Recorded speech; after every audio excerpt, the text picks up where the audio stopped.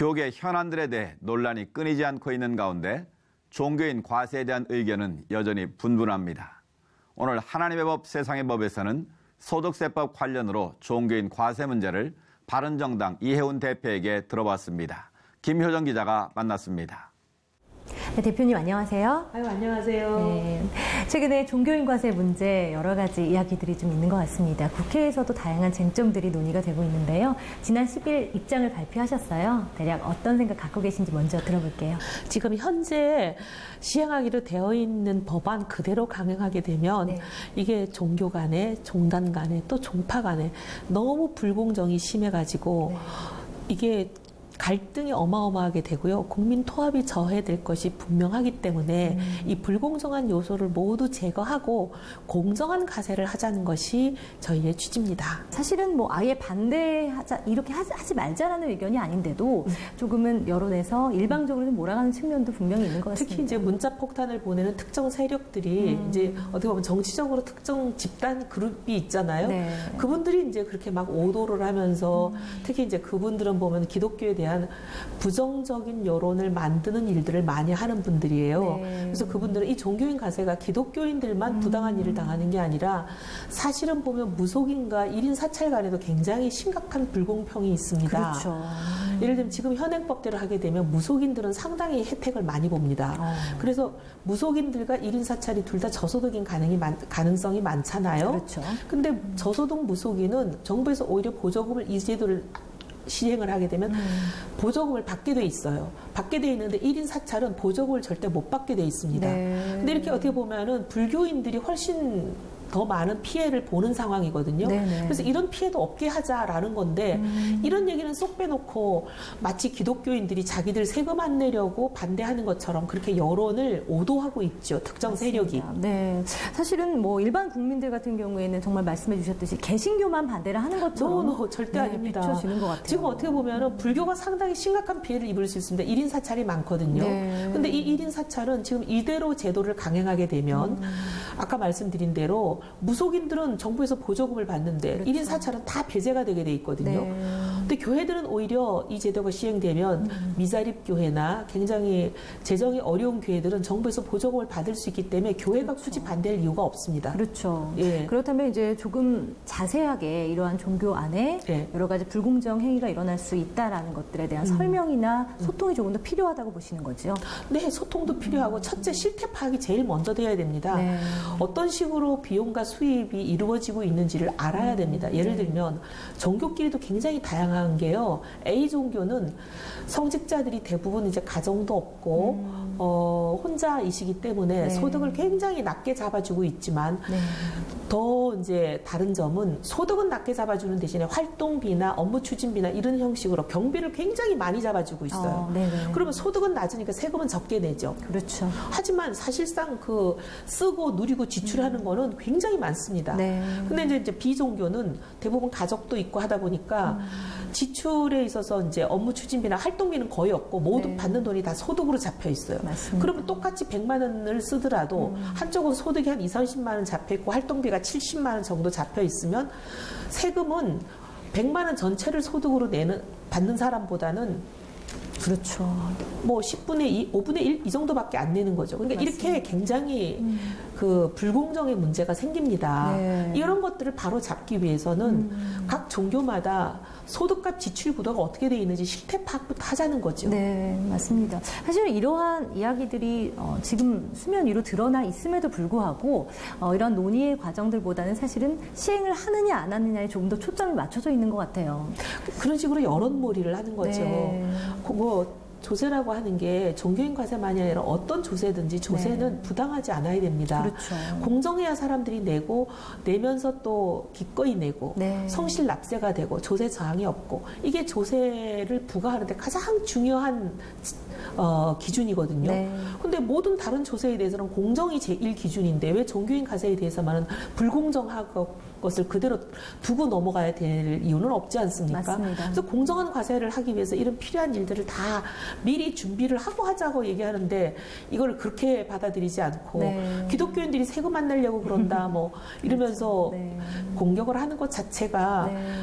기독교를 어떻게 보면은 굉장히 반사회적인 종교, 네. 그리고 일반인들로부터 자꾸 유리시키고 지탄하려고 하는 어떤 음모가 있는 걸로 보입니다. 네. 또 국회에서 느끼기에도 이러한 부당함이 충분히 있음에도 정부나 이제 기재부 측에서는 조금은 밀어붙이려고 하는 모습들도 좀 보이고 있는 것 같아요. 원래 이제 탁상 행정을 하시고 네. 책상에만 앉아서 행정을 하시는 분들은 현장에서 일어나는 일에 대한 이해가 부족해요. 네. 이제 이분들은 저는 정치적으로 어떤 뭐 의도가 있다기보다는 네. 원래 이렇게 과세를 담당하는 담당자들은 조세 이론대로만 하세요. 그렇죠. 그러니까 조세 이론으로 보기에는 이건 자기들 보기에는 뭐 매기면 되지 이렇게 생각하지만 네. 현장에서는 전혀 그렇지가 않거든요. 네. 그러니까 이런 현장을 본인들이 알고 문제가 있구나 하는 걸 인지하기 위해서도 실태 파악을 한번 해보시라는 거예요. 네, 네. 그럼 우리가 얼마나 문제가 있는 행정을 하려고 그랬는지 본인들도 알게 될 거라는 거죠. 네. 그럼 실태 파악이 지금 제일 중요한 부분이다라고 안 돼 있어요, 전혀. 네, 보시는 건데 네. 그렇다면 당장 어쨌든 내년 시행은 좀 무리가 있다라고 저는 생각을 굉장히 하시는 거죠? 무리가 있어요.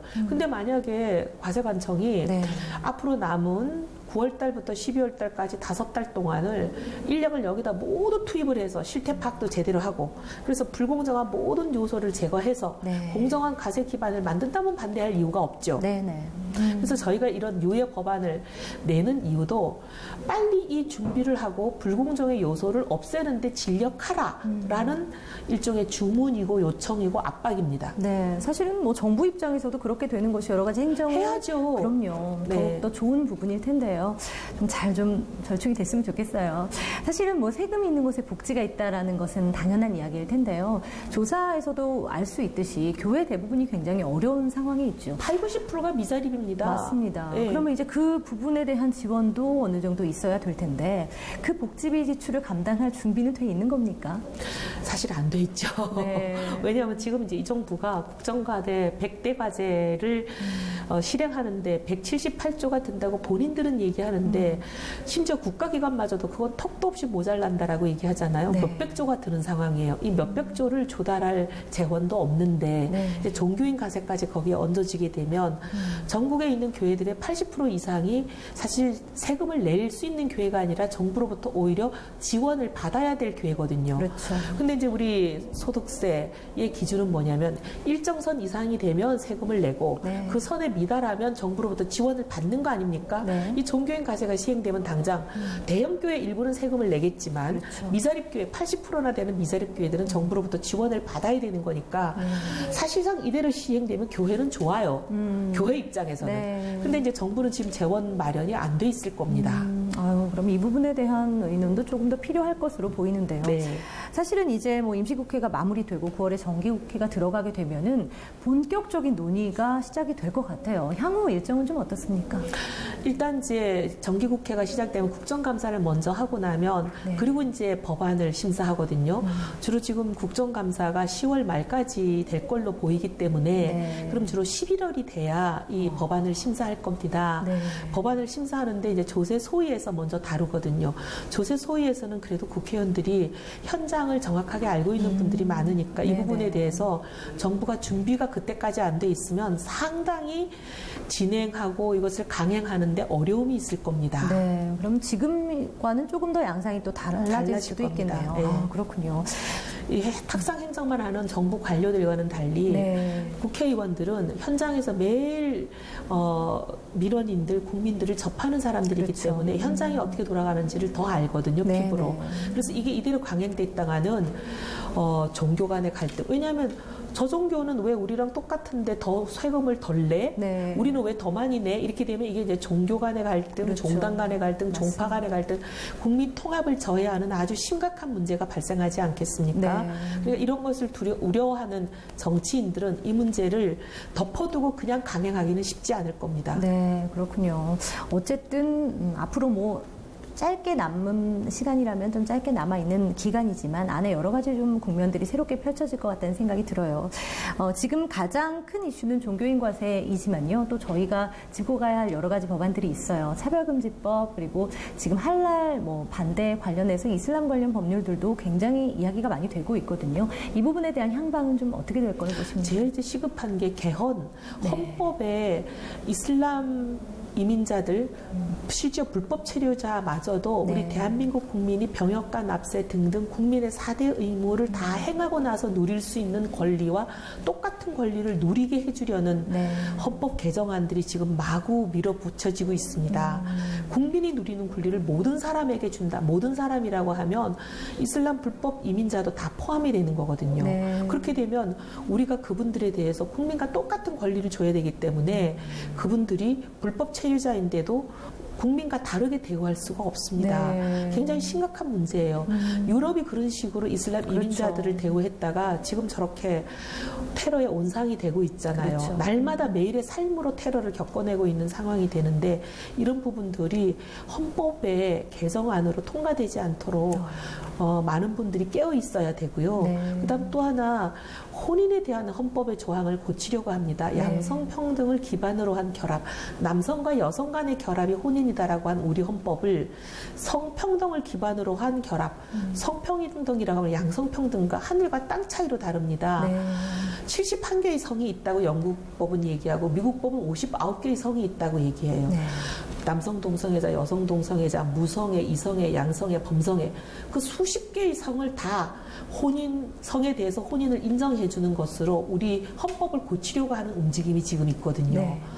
1차 관문은 저희가 어렵게 엊그제 막아냈지만 아직 다 막아낸 게 아니고 2차, 3차 산 넘어 산인 일들이 많이 있습니다. 그래서 혹시 우리 동성애 또는 동성혼이 헌법에서 조장되는 것을 원치 않는 분들은 양성평등과 성평등이 하늘과 땅 차이라는 것을 이해하시고 여론조사가 올 때 여성의 지위 강화를 위해서 성평등의 조건을 강화하는 것을 찬성하십니까? 라고 물으면 성평등은 동성애를 강화하는 겁니다.